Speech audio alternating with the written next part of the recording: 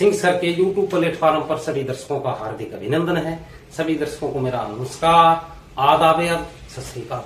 साथियों, आज की इस वीडियो में हम बात करेंगे देश की आन बान शान और देश की रीढ़ की हड्डी व देश की उन्नति के लिए अपना खून पसीना बहाने वाले देश के श्रमिकों व मजदूरों की बात करेंगे। आज 1 मई मजदूर दिवस यानी श्रमिक दिवस है। भारत में मजदूर दिवस को श्रमिक दिवस, लेबर डे, मई दिवस, कामगार दिवस, वर्कर डे आदि कई नामों से जाना जाता है। तो ये मजदूर किस प्रकार से अपना खून पसीना एक करके अपनी देश की उन्नति में कैसे योगदान देते हैं, तो इसको जानने के लिए इस वीडियो को अंत तक देखिए। हर वर्ष 1 मई को भारत समेत पूरी दुनिया के कई देशों में अंतर्राष्ट्रीय मजदूर दिवस मनाया जाता है। यह दिन दुनिया के मजदूरों और श्रमिक वर्ग को समर्पित है। कई देशों में तो 1 मई को सार्वजनिक अवकाश भी रखा जाता है। भारत में भी कई राज्य सरकारें अपने राज्य में अवकाश की घोषणा करती हैं। यह दिन मजदूर व श्रमिक वर्ग की उपलब्धियों, राष्ट्र के निर्माण में उनके अमूल्य योगदान को सलाम करने का दिन है। इस दिन को मनाने का उद्देश्य मजदूरों की उपलब्धियों, उनका सम्मान करना और उनके द्वारा किए जाने वाले योगदान को याद करना है। यह दिन मजदूरों को संगठित कर अपनी ताकत व एकता मजबूत करने के लिए, उन्हें अपने अधिकारों को जागरूक करने के लिए भी है।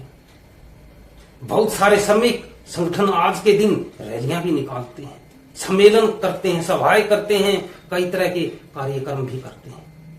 मैं आपको बता देना चाहता हूं कि साथियों, अधिकार मांगने से नहीं मिलते हैं, अधिकार छीनने पड़ते हैं। तो आप अपने अधिकारों को छीनिए, मांगने से आपको अधिकार नहीं मिलेंगे। इसलिए अगर आप संगठित रहेंगे तो आपके अधिकार भी सुरक्षित रहेंगे। कहते हैं ना, संगठन में सबसे बड़ी ताकत होती है। बाबा साहब ने भी ये नारा दिया था कि संगठित रहिए, वरना अमीरों के द्वारा आपके अधिकारों का हनन कर दिया जाएगा। जब भी सरकार मजदूरों के लिए कोई योजना बनाती है तो अमीरों के द्वारा उनका लाभ उठा दिया जाता है। इस दिन मजदूर वर्ग की विभिन्न समस्याओं व उनके समाधान पर मंथन भी किया जा सकता है।